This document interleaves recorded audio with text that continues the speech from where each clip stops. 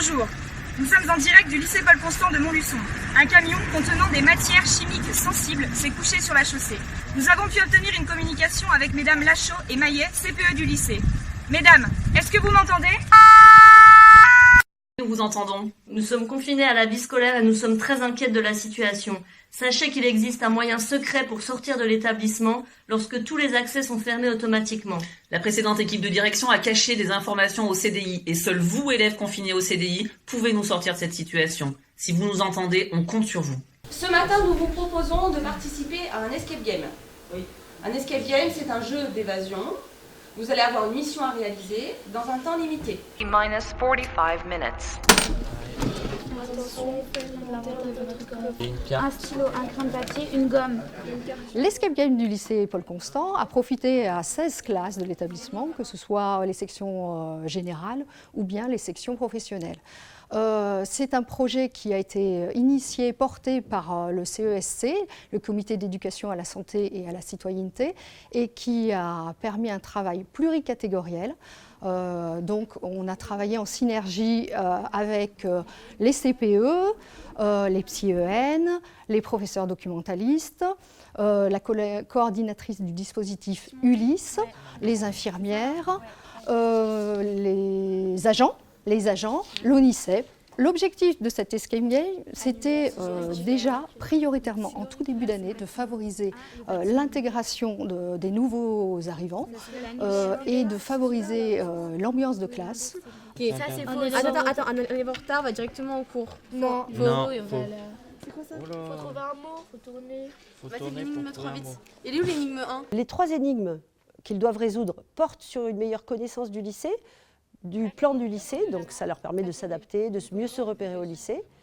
La deuxième portait sur la charte de la laïcité à l'école. Une des 3 valeurs inscrites au frontaux de nos mairies. Une des 3 liberté, égalité, fraternité. Ça leur permet aussi de connaître mieux les adultes qui les entourent dans le lycée et qui vont les suivre le long de leur scolarité. Et puis ça leur donne surtout un sentiment de réussite puisque toutes les équipes, de toute façon, arrivent à résoudre leurs énigmes et mettent en commun leurs indices pour résoudre l'énigme finale. Parce que là c'est égalité. Parce que démocratie.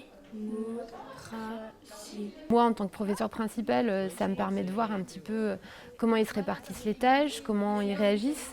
Donc j'observe leur comportement, leur attitude, leur prise de position. Et j'ai pu constater déjà qu'il y a des groupes qui fonctionnaient très très bien, où il y avait un très bon esprit d'équipe, et d'autres groupes où il y avait par exemple 2 leaders.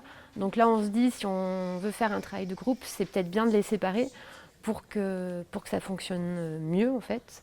Et puis, c'est une manière ludique d'aborder les choses. Donc, on développe aussi un autre rapport avec eux, je trouve, qui est également intéressant. Oui. Parce qu'on les a toujours en classe, assis. Et là, ça permet quand même, ça leur permet de bouger, de s'exprimer autrement, d'être un peu plus naturel aussi, et de révéler un peu plus leur personnalité. Donc c'est pas inintéressant de récupérer ça pour l'exploiter aussi de manière un peu plus pédagogique, enfin en cours en tout cas. Alors est-ce qu'avec les indices que vous avez obtenus au sein des équipes, vous pouvez nous faire quitter l'établissement? Bien sûr. Sûr. Alors comment tu t'y prends, Crâne? Parce qu'en fait, nos plans sont en fait... Donc il ne faut pas seulement les indices de ton équipe. Non, il faut tout le monde se retrouver. Il faut tout rassembler. Alors écoutez votre camarade, comment tu t'appelles? Louis a évoqué le portail mécanique à clé. Donc cette issue-là, On a déjà fait un rapprochement. avec Non mais regarde, c'est aux archives du CDI, c'est dans un journal. On a tous participé, on s'est tous soutenus. Et du coup, c'est grâce à ça qu'on a réussi à pouvoir trouver l'énigme. En fait, c'est dans les archives du CDI, on va trouver un journal qui a le numéro de... Ce projet, donc Escape Game, jeu d'évasion, vous l'avez compris, c'est un escape game éducatif. Nous, notre volonté avec cette vidéo, c'est de vous montrer que c'est réalisable, que pour l'instant on a vraiment l'adhésion et une satisfaction de tous les acteurs qui ont participé à ce projet, que ce soit les élèves, que ce soit les adultes encadrants, ceux qui ont imaginé et porté ce projet. Et que pour nous, acteurs qui avons imaginé, créé et fait vivre ce projet, ça a été vraiment porteur, motivant, et on se dit, quand est-ce qu'on se relance dans une nouvelle aventure? Très bien, bravo. On l'a gagné,